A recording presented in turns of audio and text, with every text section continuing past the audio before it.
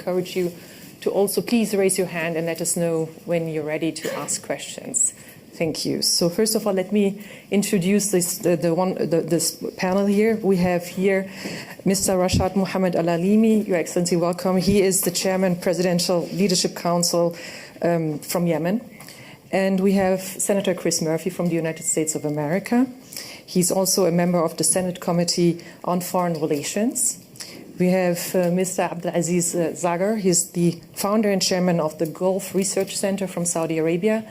And we have Ms. Hannah Neumann, who's the chair of the delegation for relations with the Arab Peninsula for the Green Party of the European Parliament. Welcome. Your Excellency, maybe we could begin with you. Can you tell us how does the current situation in the Red Sea impact the life of Yemenis? أولا شكرا كثيرا. أنا سعيد بأن أكون مع هذه الكوكبة من الشخصيات المهتمة بالشؤون اليمنية، وأيضا تحية لجميع الحاضرين والحاضرات معنا هنا في القاعة الذين سنشاركهم مجموعة من الأفكار والتصورات حول الوضع في اليمن والبحر الأحمر. طبعا سأبدأ القصة بالوضع في اليمن. الوضع في اليمن اليوم يشكل كارثة كبرى، ليس على اليمنيين فقط ولكن يشكل كارثة أيضا على الإقليم والعالم. العالم أفاق اليوم أو خلال الأشهر الماضية على تهديد للملاحة في البحر الأحمر، وهذا التهديد نحن عشنا في اليمن وعاشه اليمنيون لفترات طويلة سابقة. الميليشيات الحوثية سيطرت على السلطة وفرضت نفسها كأمر واقع، وتفاعل المجتمع الإقليمي والدولي مع هذه المشكلة. صدرت قرارات من المجتمع الدولي وأهمها القرار 2216، وللأسف تعامل المجتمع الدولي مع هذه القضية كأنها قضية أمر واقع وسلطة أمر واقع، وتعامل معها كمشكلة سياسية، وأنها مرتبطة بالسردية التي روجها الحوثيون وأنصارهم في أماكن كثيرة على أنها فئة مظلومة، وأنها فقط تريد أن تشارك في السلطة. وخلال المرحلة الماضية كلها ثبت للجميع سواء على المستوى الإقليمي أو الدولي أن هذه الجماعة هي التي لا تريد الشراكة مع الآخرين من خلال عدة معطيات تمت خلال المرحلة الماضية، وأهمها كل الاتفاقيات التي تم توقيعها مع هذه الجماعة ولم تلتزم بها. وقدمت الحكومة الشرعية التنازلات المتعددة في كل الأوقات لاستيعاب هذه المطالب واستعادة الدولة والدخول في عملية انتخابات حرة ونزيهة وديمقراطية يشارك من خلالها الجميع. لكن هذه الجماعة فرضت أمر واقع بقوة السلاح، وللأسف لم تعمل القوى الدولية كلها على تنفيذ قرارات الشرعية الدولية خلال هذه المرحلة كلها. وصدر القرار 2126 وكان عبارة عن خارطة طريق لحل المشكلة اليمنية، ولكن نحن فوجئنا من كثير من المهتمين بالقضايا اليمنية والمسؤولين عنها سواء في المنظمات الدولية أو في الدول الغربية أن هذا القرار غير قابل للتطبيق، وأن تم تجاوزه، وأن هناك واقع آخر.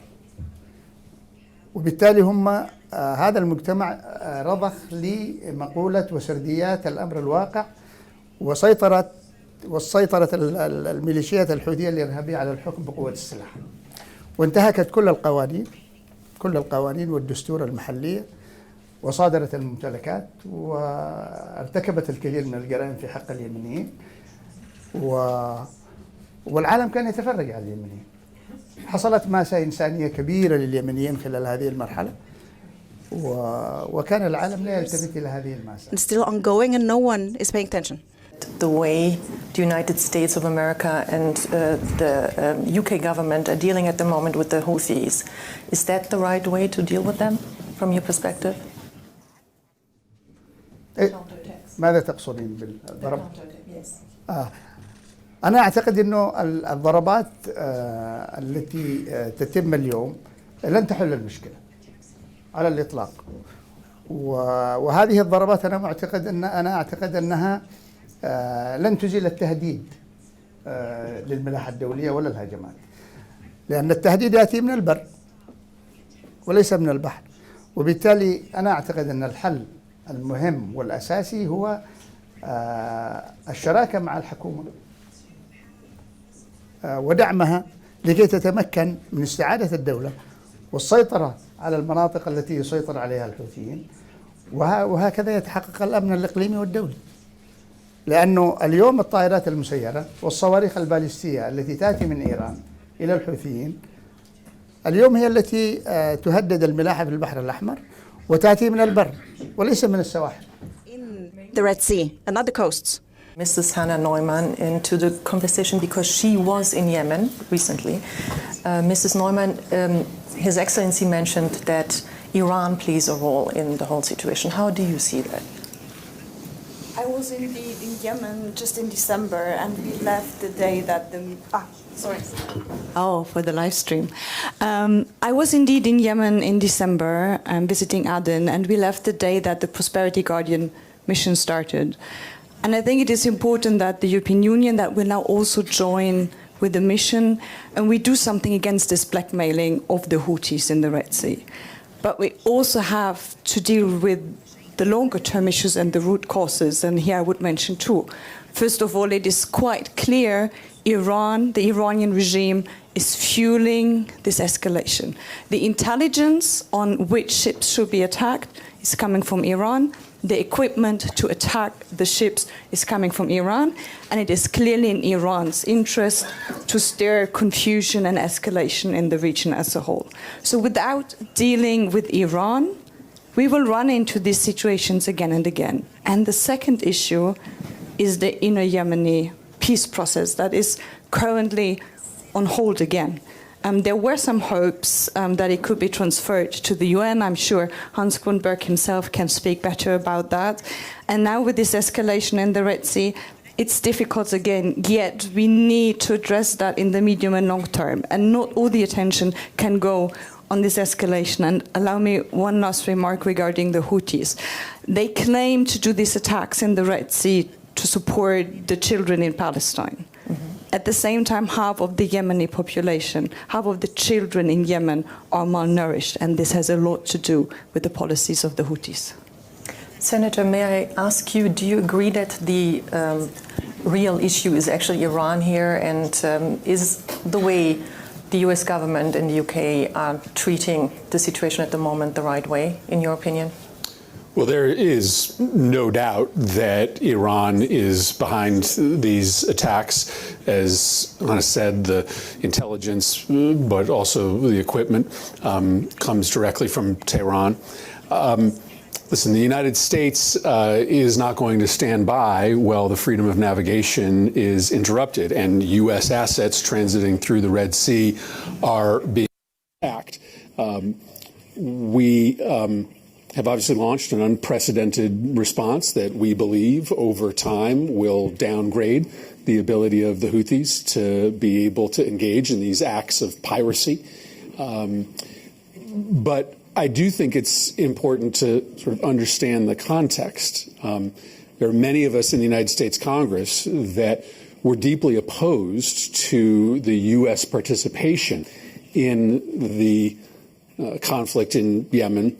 Our participation ran through the Saudis. Our worry was that by engaging in that conflict, we would extend it, and the extension of that conflict would end up giving more influence and more involvement to the Iranians inside Yemen and inside the Houthi infrastructure.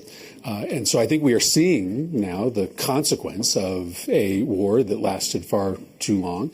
Iran may not have command and control of the Houthis as they do with some of their other proxies in the region, but there is no doubt they are more deeply integrated today than they were at the beginning of this latest iteration of the war. So the United States will continue to engage in this response effort. I do not think there is an appetite in the United States for us to be part of a coalition that would do more than strike from the sea and the air, but we believe over time this can have a deterrent effect. I just have to ask you to make sure we understood fully that is it that you say, Senator, that the war which the Saudi-led coalition had against the Houthis is responsible for what we are seeing today, that the Houthis became stronger, in fact? Is that what you're saying? No, listen, no one bears responsibility for what is happening today aside from the Houthis and their sponsors in Tehran, period, stop. All I'm saying is that you need to understand the context, and there is no doubt that the relationship and the level of integration between Iran and the Houthis increased over the course of that long war. It was one of the warnings that many of us gave who were opposing U.S. participation in the war. That is not a means of shifting blame. I think that is, to me, just a recognition of reality. Dr. Abdulaziz Zagar, Saudi Arabia, in fact, had quite a experience with actually the Houthis for many years, the war. What advice would you give the US and UK governments today how to deal with the situation? What would be the right way to deal with it? Thank you, Suad. I'm glad to be here. Let me start by saying the Red Sea used to be a quiet corridor with no much activity going on in terms of terrorist attack or in terms of disturbance, until the Israeli and the Iranian start targeting each other. Then it became a very well disturbed. And the Red Sea in both sides, on the Suez on the north and the Bab el-Mandab in the south. To link what the Houthi have done against or launching their rocket or their missiles to Tel Aviv and link it to the Gaza situation is a big mistake for two reasons. It did not start today. It's already since 9 years. They're attacking vessels. They have their fast boat. They did piracies. They have done terrorist attack. And we have been saying this from day one. In 2018, when the coalition forces, they were close to gain Hudaydah, the British and the Americans said, no, you should not. This is a red line. This will have an impact on the humanitarian situation, on the Yemeni, so you should not do, you should not move.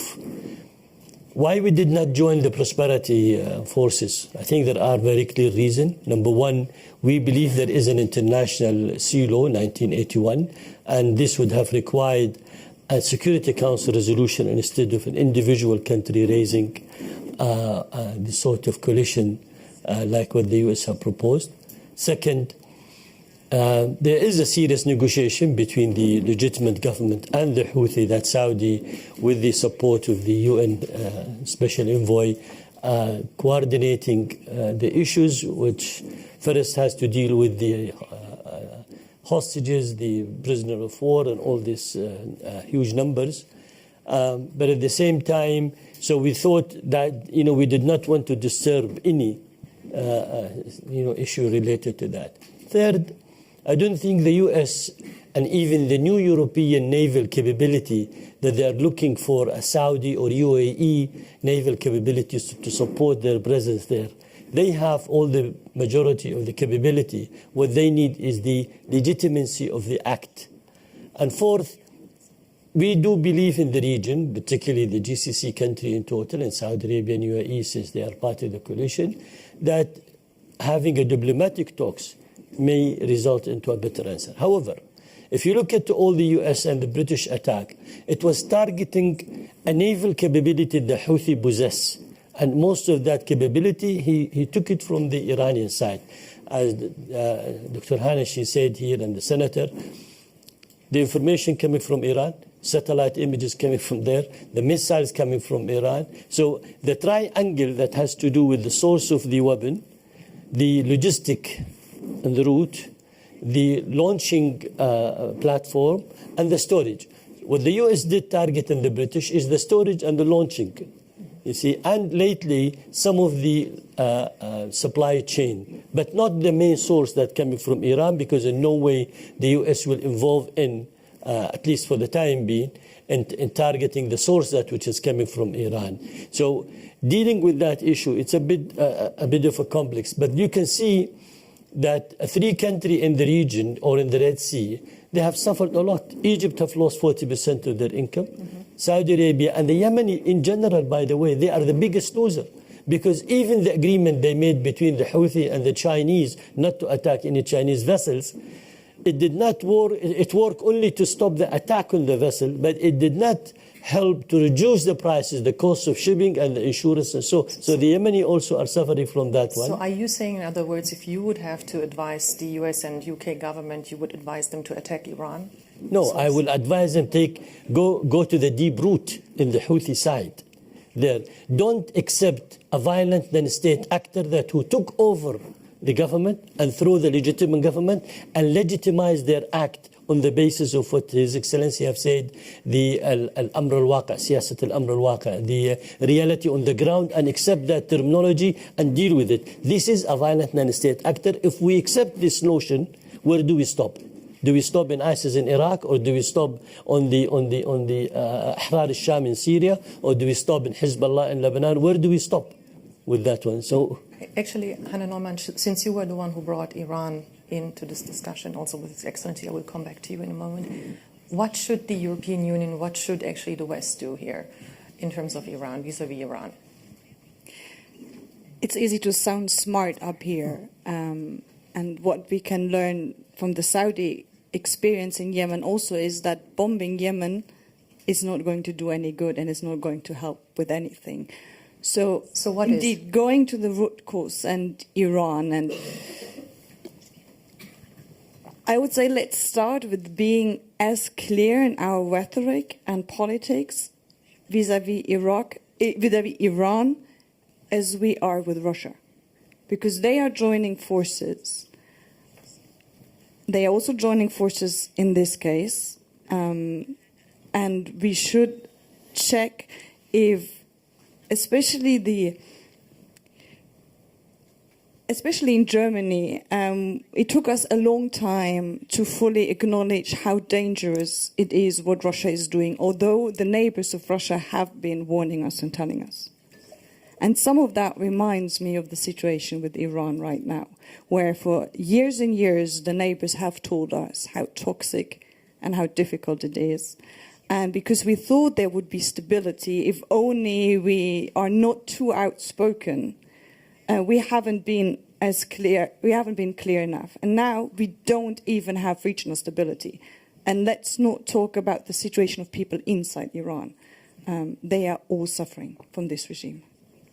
I understand, but the question is, what should be done? So you say it should be clear, more words, more rhetoric, from what I understood. Is that what you also agree with, Your Excellency? Or would you say the world would have to go a step further and maybe use force? أنا أعتقد أنه الإيرانيين ليسوا مع الدبلوماسية ولا مع الأساليب الناعمة. العالم كله جرب الدبلوماسية مع إيران الآن 40 سنة، والعالم يمارس هذا الأسلوب الدبلوماسي والناعم مع إيران. نحن نريد أن نقول للعالم اليوم أن الترضية لهذه الجماعات الميليشية الإرهابية المدعومة من إيران، كلما منحتها حوافز وأرضيتها كلما طالبت بمزيد من المكاسب. وهذه تجربتنا نحن في اليمن مع الحوثيين ومع إيران. كلما أعطيناهم تنازل في إطار حرصنا على تحقيق السلام والأمن والاستقرار لليمنيين وللمنطقة، كلما ازدادوا طلبا لمزيد من المكاسب. والدليل على ذلك اتفاقية ستوكهولم. اتفاقية ستوكهولم الحديدة اليوم الذي هي الميناء الرئيسي والذي تنطلق منها الصواريخ والمسيرات وتأتي إليها أيضا الأسلحة الإيرانية، كانت الحكومة الشرعية على وشك السيطرة عليها، وكان لا تبعد الميناء إلا 3 كيلو عن القوات الشرعية، وتدخل المجتمع الدولي بكل قواه وأوقف هذه العملية ولأسباب إنسانية. اليوم وين الوضع الإنساني في اليمن؟ الوضع الإنساني أسوأ بكثير مما كان عليه لو سيطرت الحكومة الشرعية على هذه المناطق. وبالتالي أنا أعتقد أنه أسلوب الترضية وأسلوب المداهنة وأسلوب التماهي مع سلطات الأمر المواقع والميليشيات التي تخدم بالوكالة إيران في المنطقة، أنا أعتقد هذا أسلوب ثبت لنا نحن بالنسبة لنا في اليمن كتجربة أنه أسلوب لا يؤدي إلى نتائج، وإنما يؤدي إلى مزيد من تكريس الأمر الواقع ومزيد من السيطرة الإيرانية. والدليل ما نشهده اليوم في البحر الأحمر. البحر الأحمر خططت له إيران من وقت مبكر، وكان عندها استراتيجية للسيطرة على البحر الأحمر من وقت مبكر، وسيطرت على البحر الأحمر وباب المندب، وكان هو حلم استراتيجي بالنسبة لإيران.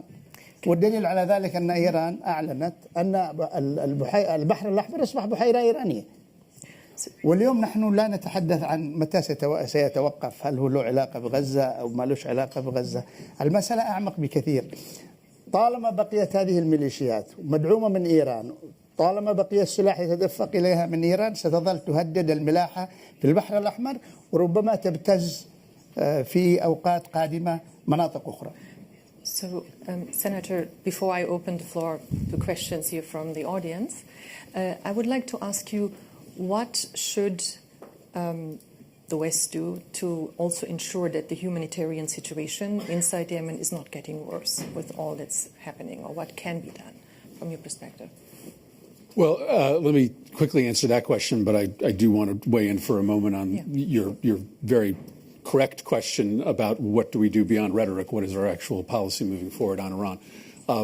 So, as you know, the United States did move forward with a new terrorist designation for the Houthis. That was postponed for a period of time so that we can take steps to assure that humanitarian aid is still allowed into the country. Very clearly, this is a moment where the United States has to dramatically increase its contribution to humanitarian aid writ large.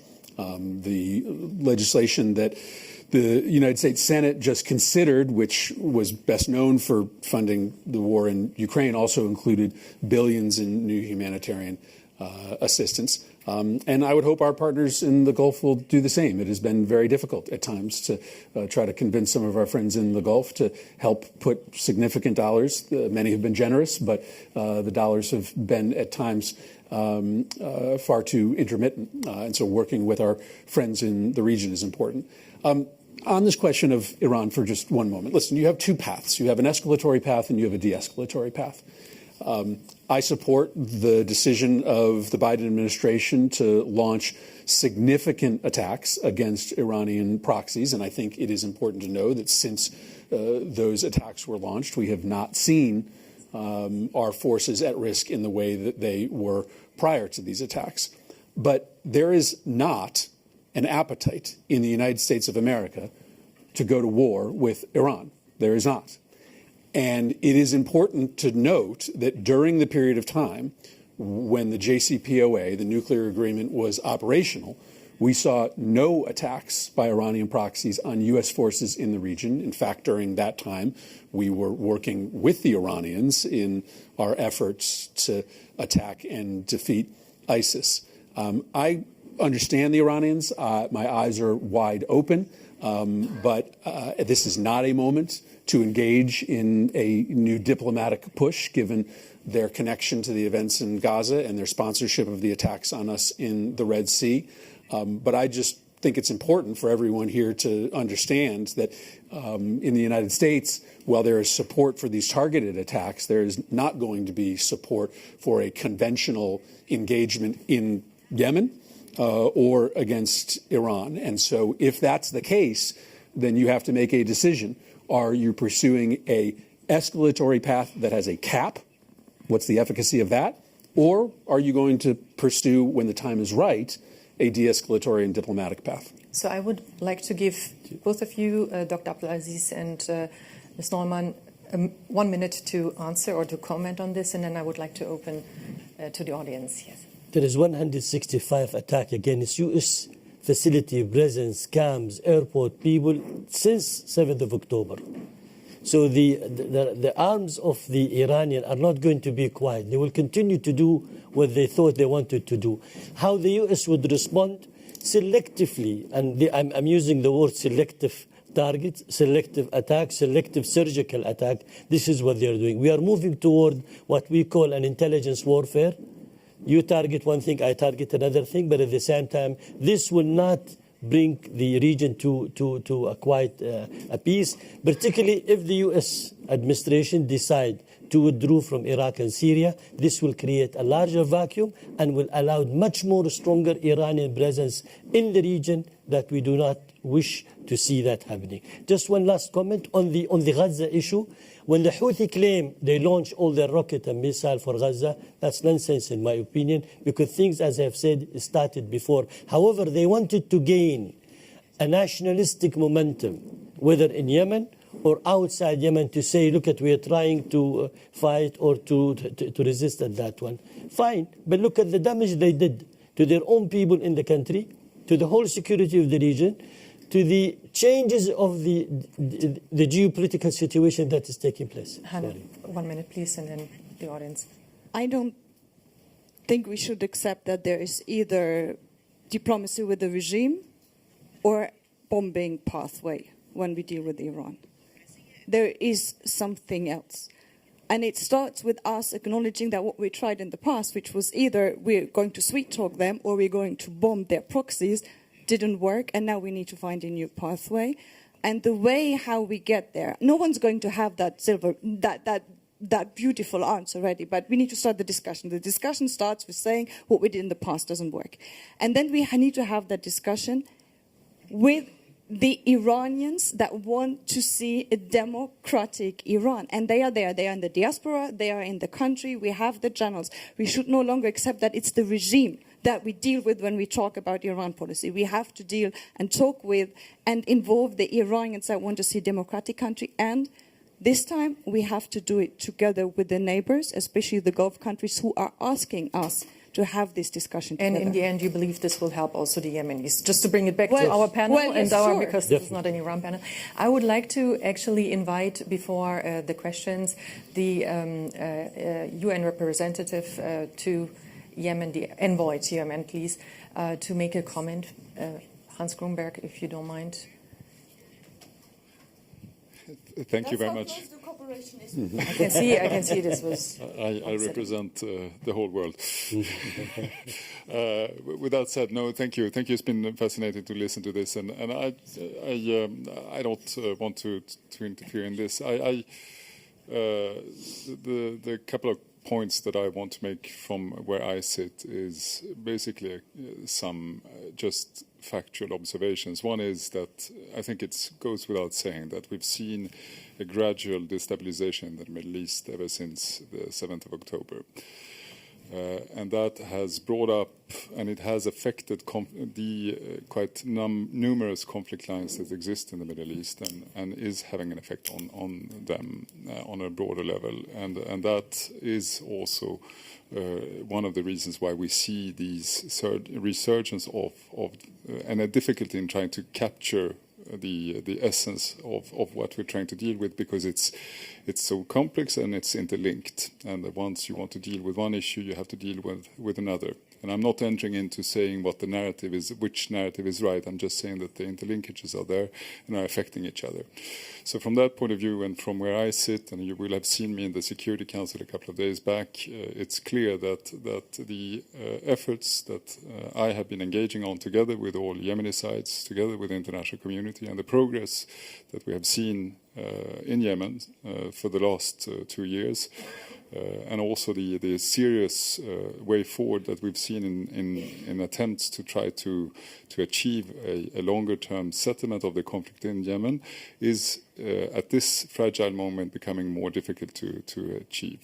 However, I, as a representative of the United Nations, will be the one that will always and not only because I'm paid to do so, but because I am a firm believer in that, believe in a negotiated and mediated settlement of all the issues that we're talking about.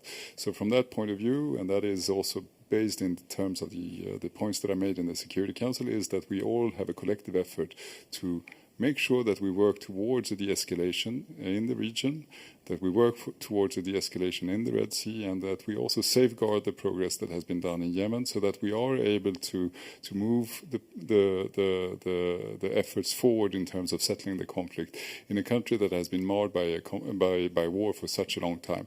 I'm a firm believer that we will achieve results in that regard. However, the situation obviously more complicated than before, but I'm still feeling a great level of collective support from the international community and also from the Yemenis themselves in terms of that is the right way forward. Thanks. Thank you. On that note, I would like to open. Please, who would like to ask a question? Maybe you can begin here. Would you please introduce yourself and ask and tell us who you asked the question to? But please, yes, Annette Weber. I'm the EU Special Representative for the Horn of Africa, and it's less a question, but I'd like to come back to the spotlight on the Red Sea, because I think when I'm looking at the Red Sea, I'm also looking at the Horn of Africa. And of course, looking at the other side of the shore of the Red Sea, where we basically have between Egypt and Djibouti hardly any strong, stable country that could guarantee more security on the Red Sea. I think we cannot leave that side of the Red Sea out, including to this, of course, is now, a war in Sudan that is not just leading to a state collapse, but where one side is now reaching out to Iran to get arms and ammunition. I think this is an additional problem for heating up the Red Sea, and I believe very strongly, that we need to look at the Red Sea as from a regional perspective, connecting the two sides. And maybe my second point on Aspides, on our EU mission, I think that what is quite important is that the mission is not just a mission on the Red Sea, but that is very closely connected to the politics of the littoral states and the regional issues that cannot be disconnected from the security in the Red Sea. Thank you very much for this. Any questions, please? Maybe you can pass on the microphone to. Oh yeah, well then we go to this gentleman there and the lady. I have a comment. Please, can you introduce yourself? Yeah, myself, Ibtisam Al-Kitbi. I'm a founder and president of Emirates Policy Center in Abu Dhabi. The main point now, it's not a question, it's a comment, that Houthi is non-state actor. And how can you fight non-state actor with an actor? You need to, and US and UK, they don't have strategy. You need to have a special force. How can you fight non-state actor? You couldn't defeat ISIS. The other thing, first you have to drive Houthi resources economically. Okay, there is Shabwa, there is where is he's taking his economic resources, and the other where is the arm is coming. This is how you have the holistic strategy. Now, regarding the European mission, how can you safeguard your ships? The missiles, you don't have ability. And that's the last question, because we have some other... And at the end, you need to go to the US. So actually, you asked three questions. I think you did ask three questions, actually. No, it's not a question. It is. It's and I would need to, because of the time, I would need to pass it on to other people. Yes. But before I let you answer that, maybe we can have one more person and give the questions back to the round and come to you. Please. I'll state my question in Arabic for President Al-Alimi. Yes, please.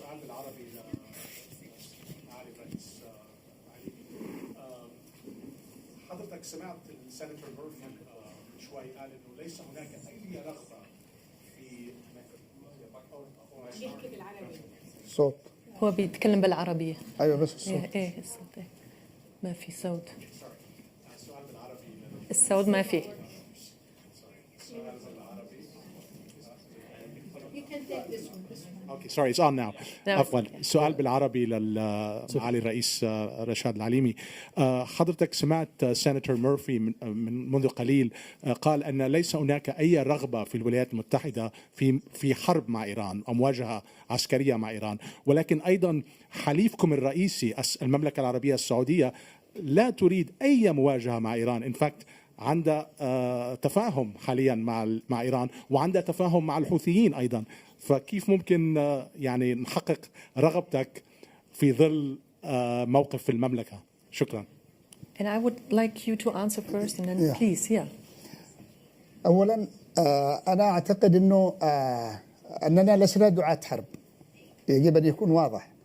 نحن لسنا دعاة حرب على الإطلاق، ومنذ تشكل مجلس القيادة الرئاسي أعلنا أننا مجلس سلام وليس مجلس حرب، وتعاطينا مع المبعوث الأممي وشجعنا جهوده لتعزيز الأمن والاستقرار والوصول إلى حل شامل وعادل للقضية اليمنية. المسألة بالنسبة لنا لسنا نحن دعاة الحرب، نحن ندعو إلى السلام، ولكن للأسف لا إيران تريد السلام في المنطقة ولا أذنابها في المنطقة. واليوم نحن لدينا مشروعين في المنطقة يجب أن يكون واضح للجميع. هناك مشروع سلام سواء في اليمن أو في حل الدولتين في إطار تقرير المصير للفلسطينيين، ولكن هناك مشروع آخر وهو مشروع تدميري وفوضوي تقوده إيران في المنطقة. ونحن نموذج في اليمن، نموذج صارخ لهذا للحرب الوكالة. والقرصنة اليوم اللي بيتم من قبل الحوثيين هي ليست قرصنة بالمفهوم كما هو في الصومال، 4 أو 5 يطلعوا على سفينة ويختطفوها ويطالبوا بفدية. القضية أعمق بكثير. اليوم في حرب تقودها بالوكالة عن الإيرانيين الجماعات الحوثية الإرهابية بالصواريخ والمسيرات. والقوات الأمريكية في الأسابيع الماضية ضبطت كميات كبيرة من الأسلحة، منها غواصات وقوارب على شكل غواصة لا تطفو على البحر. We have a few more questions. وبالتالي أنا أعتقد أنه ليس هناك تناقض على الإطلاق. نحن نريد مزيد من الضغوط على إيران، تمام، ضغوط دولية على إيران على أذنابها في المنطقة، لكي بالنسبة لنا في اليمن لكي يستجيبوا فقط لعملية السلام. والذي لا يريد أن يقوله المبعوث الأممي وهو موجود اليوم أنهم رفضوا استقباله في صنعاء. هذه الميليشيات رفضوا استقباله في صنعاء. So would you allow, Your Excellency, that we take actually 2 or 3 more questions and bring it back to the panel so the audience has a chance? I think there were, please, the lady up there, if you don't mind, and then the gentleman in front. Thank you so much. Mina Al-Rabi, editor of The National. I have a question to you, Senator Murphy. You painted a picture and you said when we had the JCPOA, when the P5+1 had a deal with the Iranians on the JCPOA, then there were no direct attacks on American troops. However, in that time, Iran was building its capabilities, and also the militia groups which it supported wreaked havoc in the region. So do you not see that as a problem? Is it fine that if American troops are not being targeted, then it's not a problem? And that is, as we see now in the Red Sea, something that can be sparked off at any point. So how do you make that calculation? And if I may, Hannah Newman, if you could please answer a question about the concerns on the nuclear program of Iran. While it's not directly related to the Red Sea, we're also seeing how some of these capabilities can change the equation in the region completely. Thank you. Maybe we can have one more question and then bring it back to the panel, if you don't mind.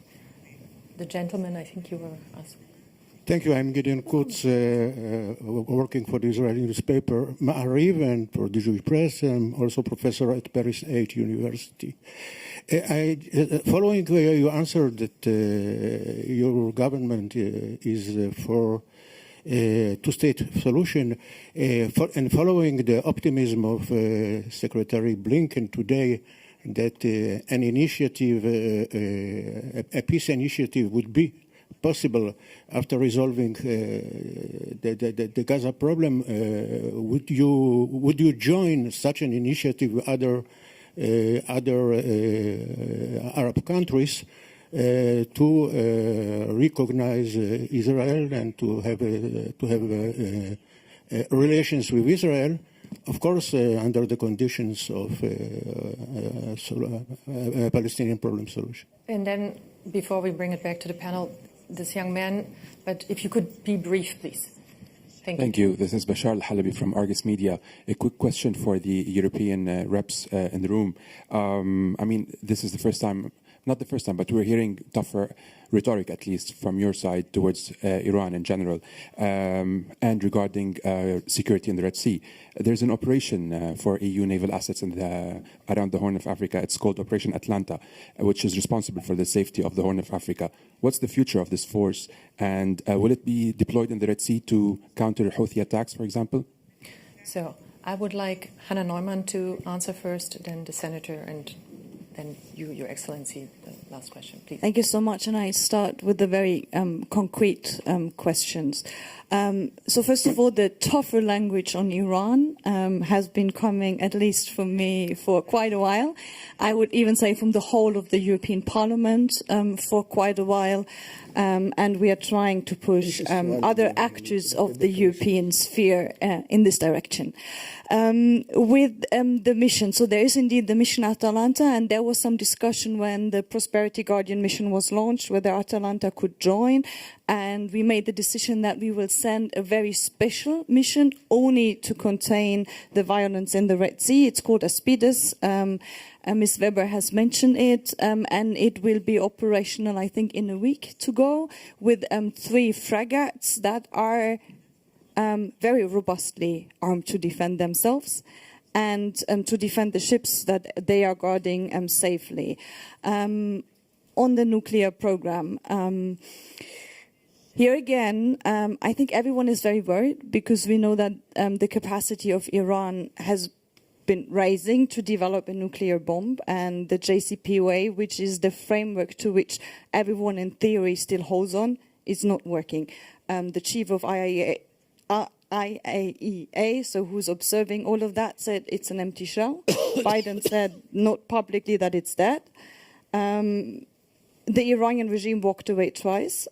So we need to look for a new way, and there is no way we can do that without the Gulf countries, who feel most threatened, of course, if Iran is moving closer to the bomb. So brings me to Senator Murphy.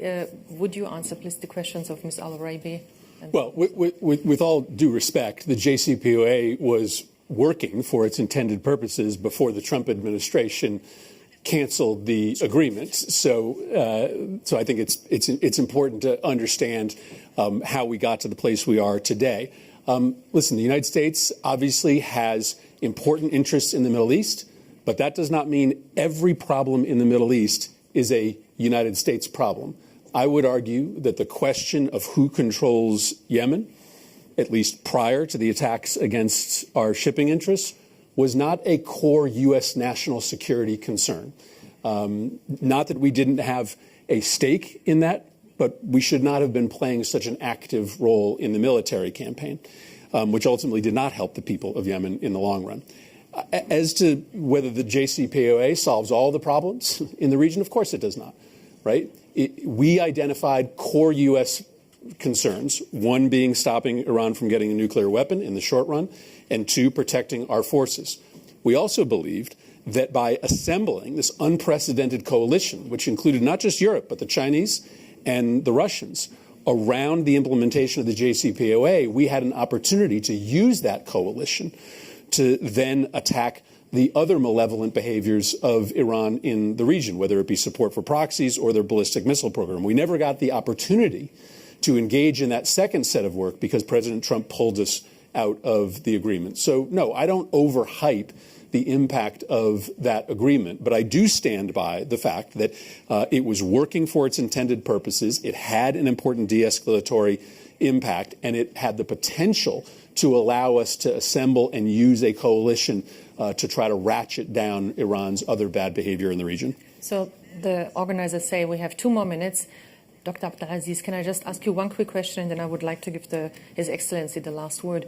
But are you optimistic or pessimistic after what you heard here? And then I will give you the last word to answer. Is it just optimistic or not optimistic? Right. Yeah. Well, no, I think there are 3 steps the USA went through. deterrent, defensive, and then offensive. The deterrent, Houthi did not listen to that, and they felt, they don't care about it.